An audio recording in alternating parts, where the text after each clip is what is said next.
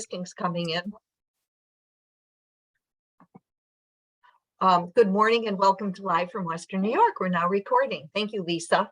Thank you, Chuck. It's always great to take a look at some of the new inventory hitting the market. And as you all know, there is a need for listings. And I think that we're going to talk about that a little bit more when our co-host jumps on, Matthew Whitehead. But we're welcoming you to our regional Live from Western New York broadcast every Monday morning with Lou from Rochester and Kathy from Rochester, Ken Winowski from First Priority Mortgage. But today we're very, very lucky to have Kevin Horan in Ken's place. And of course, Matthew Whitehead, as I said, will be our co-host this morning. And before we get started, we'd like to welcome our newest agents to Howard Hanna in the Western New York area. And we have Sherry, Yosef, and Thu, pardon me if I have pronounced those incorrectly, and the balance of the new agents who have joined Howard Hanna in the last 30 days. So welcome to you and good luck in your real estate career. As I said, obviously, as you look at the market and you take a look at your stats in the MLS, you can see that inventory is low. Average sale prices are much higher, as are dollars per square foot. And, as we take a look at the opportunity that we have in front of sellers, hopefully every day someone's in front of a seller, we want to make sure that we have current data because we're being fed with so much information. We're being fed with so many feeds that are talking about, the rates and the recession. And yet here we are in Western New York with a shortage of inventory, competitive offers in many cases. So the purpose of our Monday morning is to, bring you up to speed a little bit on what's happening in the market here locally, to have you meet each of our offices and get a better idea as to what's happening in each of those offices and a little bit about their market so we can better serve our clients and customers. So we're absolutely delighted today to have, where is that slide? Let's see, we have Tina. Lisa, are you able to go to the next slide? Here we go.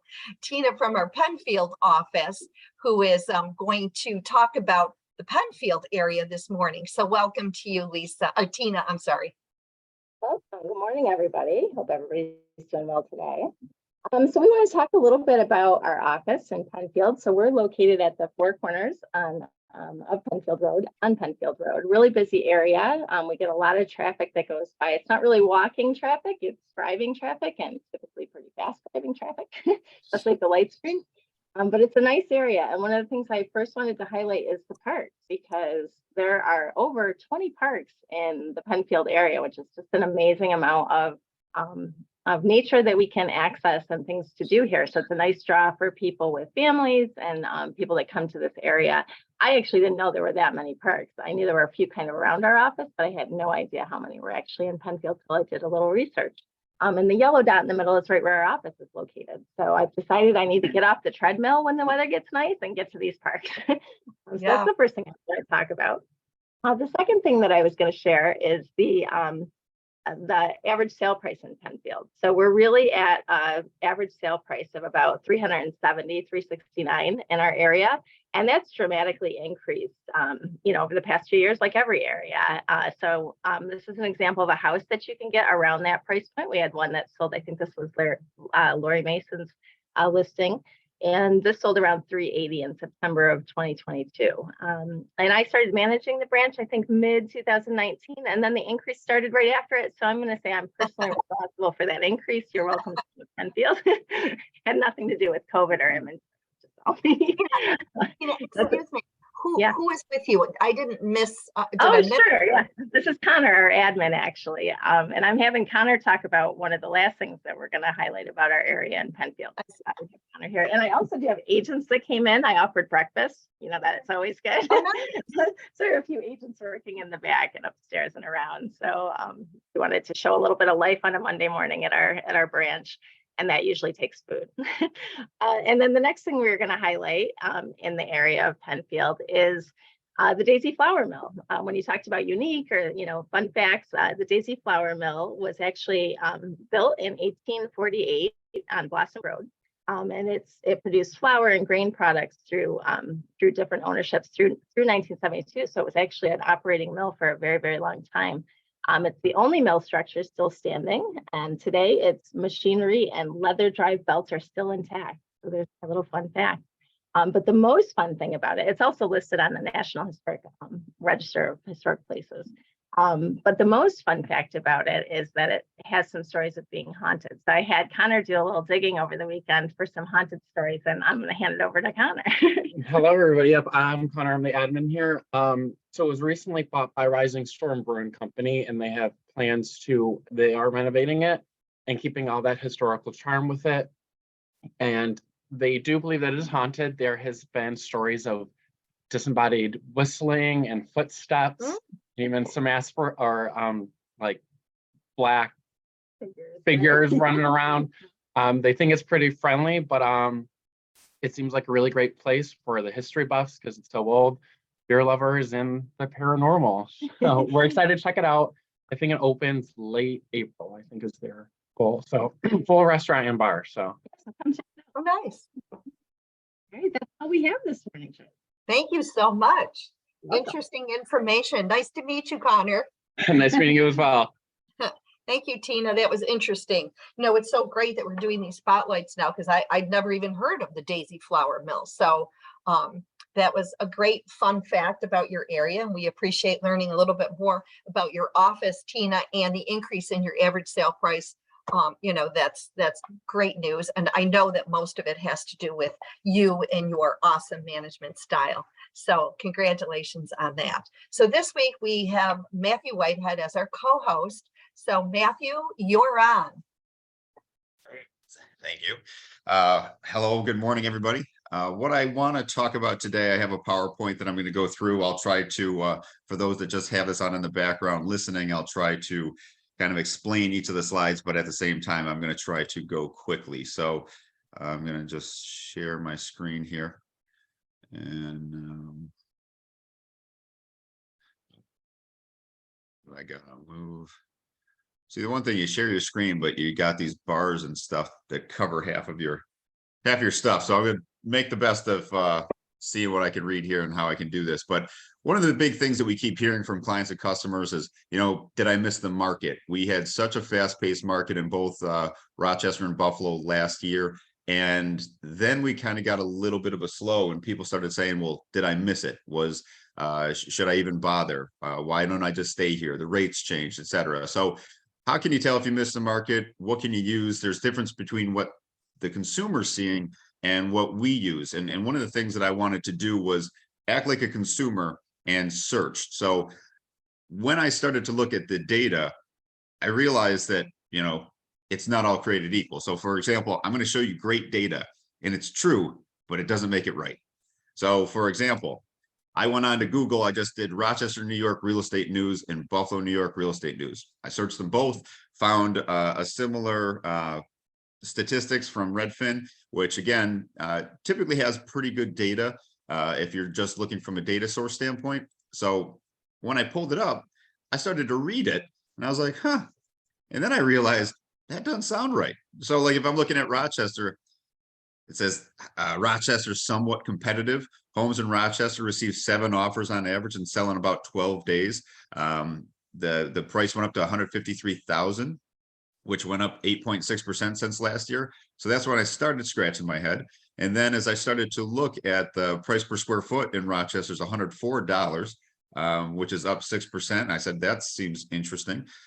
So as I started to look at this, I started to dig a little bit more and realized that I didn't think that it was true. So here, again, how hot is the Rochester market? It's somewhat competitive. So homes sell about 6% above the list price and go pending in about 12 days. That's just somewhat competitive. I thought, well, that's an interesting language for being somewhat competitive. What I thought was interesting was this homes with price drops, 22%, 23% with home drop or price drops, which I thought was interesting. This one, it started to show where people are coming from if they're going to move into Rochester. And I said, well, that's great information to know. If I'm an agent, I should know where people are coming from to move into Rochester. I should know where people are leaving Rochester to go towards. I should start making those relationships. But then I look down at the bottom and it says the data does not reflect actual moves.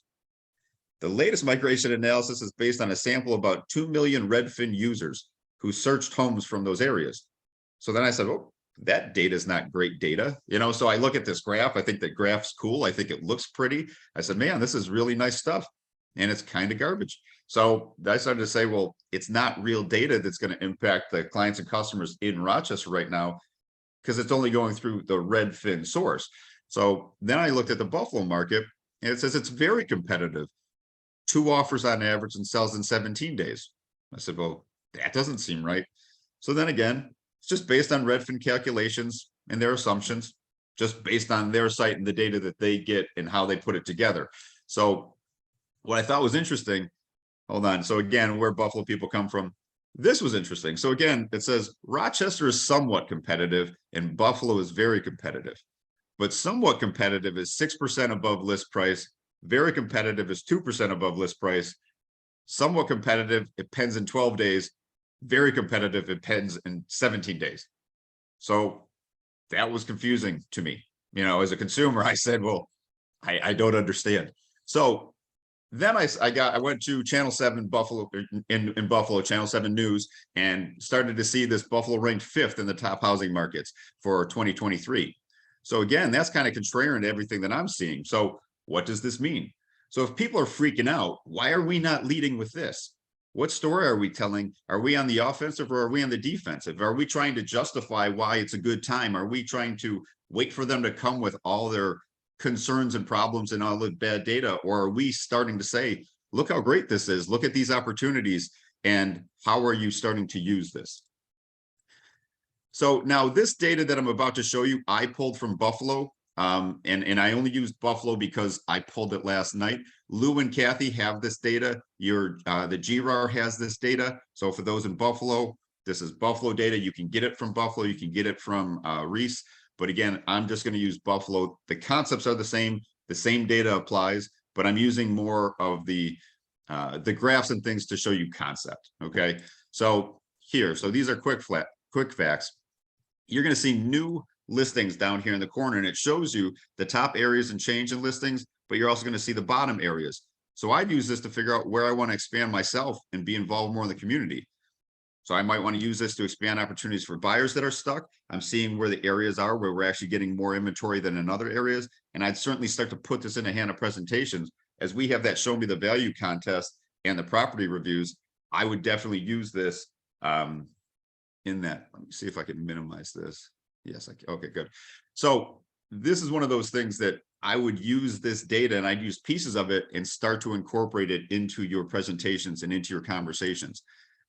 This next one, the month supply of inventory, what I thought was really interesting, 2021, you had 1.2 months supply of inventory, and now it's up 25%. That's 1.5 months supply of inventory. So again, like everyone's freaking out that, oh, it's the market shifting. It's going to be a balanced market. It's a buyer's. It's not. What we're seeing is a slight shift in supply and demand, but it's not crazy the way that people believe that it is. Then you see in this inventory of homes, you're going to see the locations where the inventory is grown, where it's contracted.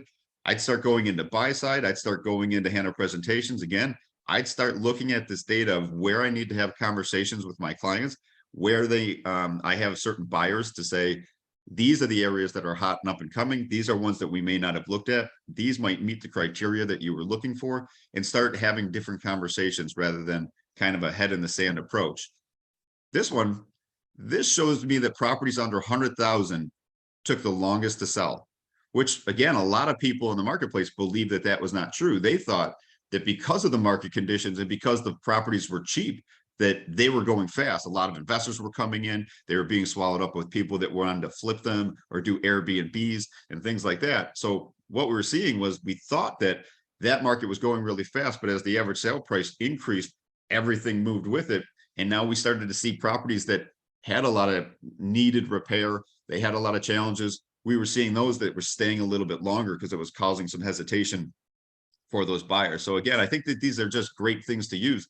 These area overviews, and again, you have this for Rochester, it will break down by city, and you'll start to see your total closed sales, what that did from the year before, what it's done from a 3-year period, your listings, your average days on market, your inventory.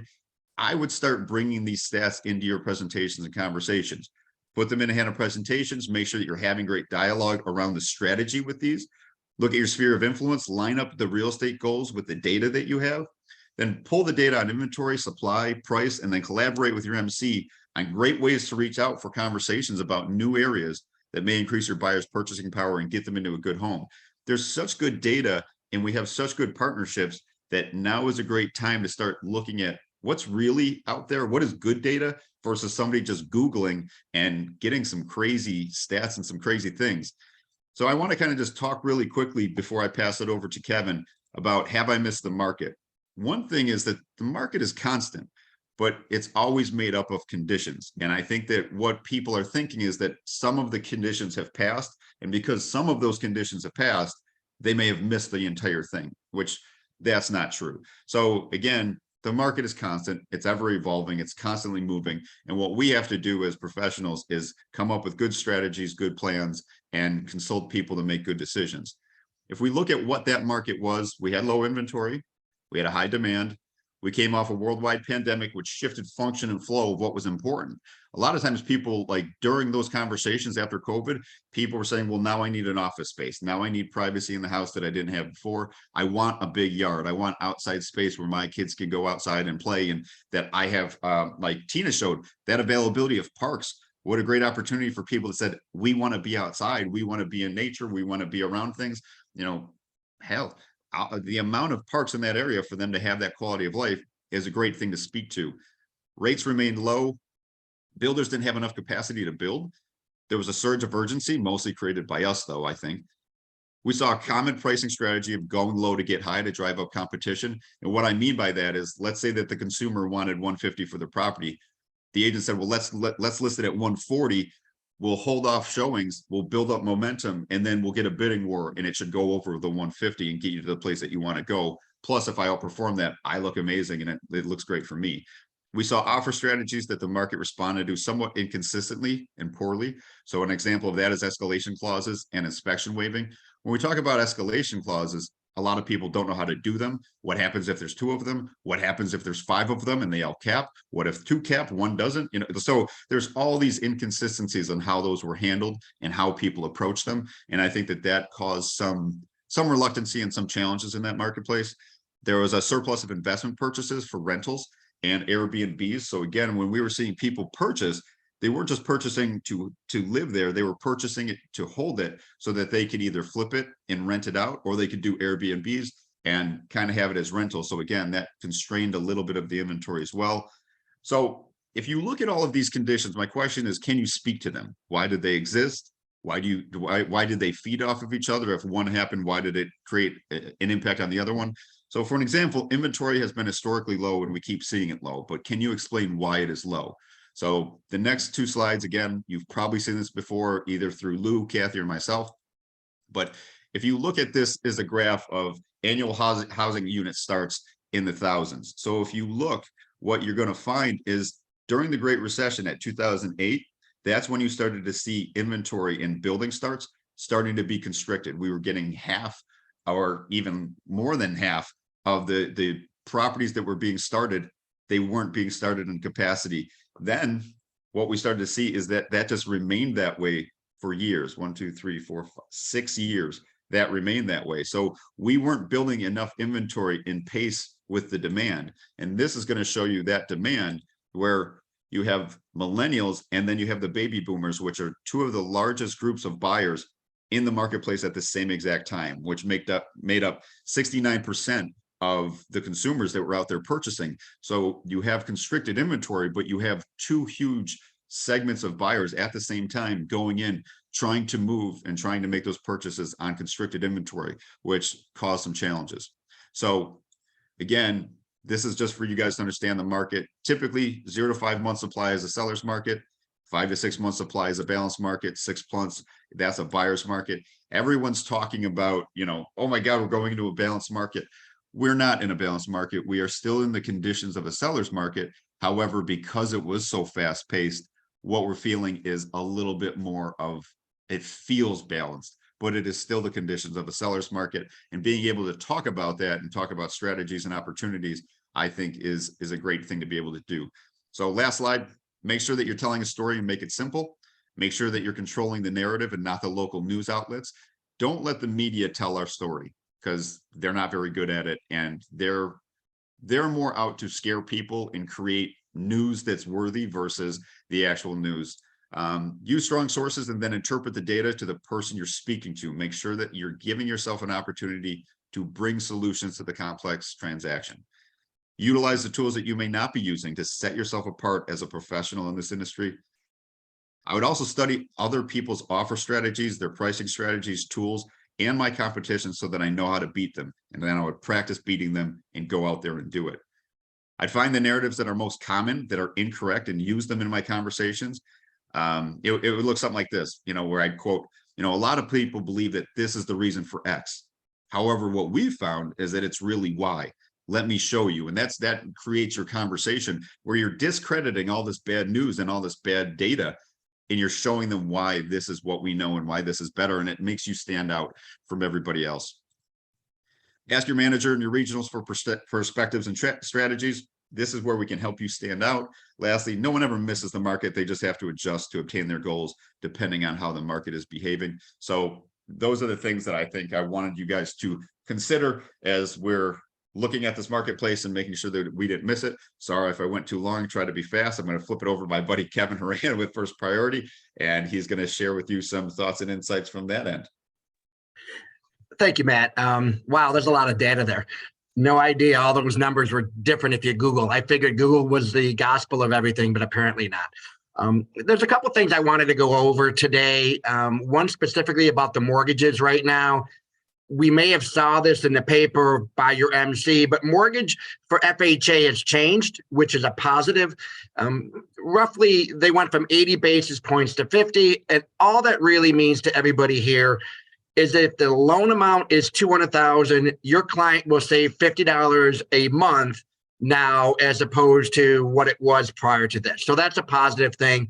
We're looking forward to more FHA loans. Remember, FHA is a great loan. Yes, there is some safety issues, peeling paint that they don't appreciate, but on a $400,000 home, FHA is just as good as a conventional buyer when it comes to that. And you can always put in the contract, the buyer is willing to pay any required FHA repairs up to a certain amount, whatever. Talk to your MC about that. VA got a little bit cheaper also for the veterans. So the push right now is changed. The push is for FHA to get cheaper, the veterans to get cheaper, and the first-time home buyers. Fannie Mae and Freddie Mac has come out with a pricing strategy that really benefits the first-time home buyers more now than ever before. Reach out to your MC, find out what that's all about, and they will go over that with all of you. The other thing I wanted to kind of go over is really, why do you use us as opposed to allowing your customer to go anywhere they want to go? We all know, if you don't, please reach out to us. We're very knowledgeable. We care about you. We care about your business. We care about your clients. And we offer amazing results. If there's a slide out there, you can put it up. If not, it's okay. Here's what I wanted to show everybody. For the past 6 months, we measure everything here at First Priority Mortgage. And these are our homework. This is what we strive for. This is what we do each and every day. We survey everyone that's closed. Over 51% of the clients have filled out a survey, which, if you know anything about surveys, is amazing. We get a 4.76 here in Buffalo. So 4.76 out of a 5 is what your clients are rating us. And then we get a 4.9 with the agents. So you guys fill out a survey as well as how did we do, and we're getting a 4.9 out of 5. Doesn't mean we can't get any better, but at the end of the day, we're very proud of that. And that's because each and every one of our MCs is very good at what we do. We want to help you in your business. Remember, we automatically send you out emails that talk about the birthdays of your clients, the anniversaries of the clients, We market the clients. And when the client reaches back and says, hey, my brother wants to buy a home, the first thing we do is look up and say, oh, you know what? Donna gave us that deal. We reach out to Donna and say, Donna, you may or may not know, but so-and-so's brother's looking to buy a house. They want you to help them, or I made the assumption you're going to give them a call. Once again, we're here for your support, anything we can do to help. The last piece of this whole thing, because I was given 5 minutes and I'm going to take the full 5 minutes, is I'm very big, and I know a lot of us are on this phone, talking about positivity, thoughts, and beliefs. I think the biggest problem that we have as sales professionals is to wake up in the morning and saying, this is going to be the best day ever. You know what? We have negative thoughts coming in our head. It happens to all of us. You could be the most positive person, but you have to be able to look at more positive than negative at the end of the day. Self-talk, it's going to be the best day ever. Dream, don't forget, the rich just dream bigger. You can write that down. The rich just dream bigger, okay? The subconscious kicks in, make sure they hit everything. The other thing I want everyone to write down is, and this is hard, but you got to stay uncomfortable. You got to make those hard phone calls. You got to pick up the phone. You got to send out an email or a text. We got to do what we got to do. And staying uncomfortable is how sales professionals succeed. And, you know, what are your goals and dreams? You know, what do you really want out of this career? What do you want to do? Bottom line is we're here to help. And with all the knowledge that we have around here, your managers are amazing resource. Your fellow real estate agents, amazing. And your loan officers are here to help any way we can to strengthen the bond between you and your client. And I think we're doing a great job with that. And with that, I want to pass it off to Maggie. And I went 5 minutes and 11 seconds, so I'm good. Maybe I'll be invited back. Maggie, here you go. Thank you. Hi, thanks, Kevin. So this week at Hannah Academy, we have tomorrow we have Tech Tuesday from 1 to 3, and that's going to be on Engage CRM campaigns. On Wednesday from 9 to about 11:30, maybe 12, we have Schneider Downs. This is not like Bradford Tax. This is not a sales seminar. They're not selling anything. This is open to Rochester and Buffalo agents. I'm sorry for the drive, guys. This is the only time I could get them booked. Would love to see you there. And on Friday, we have open forum. Come on in, drop in for some conversation with some agents, 10 o'clock at the Academy. And everybody who has any agents who should be signing up for Fast Start, which begins on Monday, please let me know in Rochester, Maggie Knapp, or Nan Melissa in Buffalo. Thanks. Oh, and in April, both Buffalo and Rochester have Buffini classes starting. If you have questions, email Margaret Knapp at howardhanna.com or Nan Melissa at howardhanna.com in the Buffalo area. So have a great week, everybody. Thank you so much, Matthew. That was absolutely so much information, such great information, such great data. And I know that all of the managers will receive that PowerPoint. So if you as an agent would like to get, you know, info, some of those slides from your manager, please do so. It's hard to believe that Wednesday's March 1st, but I hope that we all move into March with, you know, a positive attitude. And I hope that some of this information has given you food for thought and inspiration. I want to say thank you to Matthew again, Tina for being our office spotlight, and hope you all have a great week. Thanks so much. Take care. Bye, guys.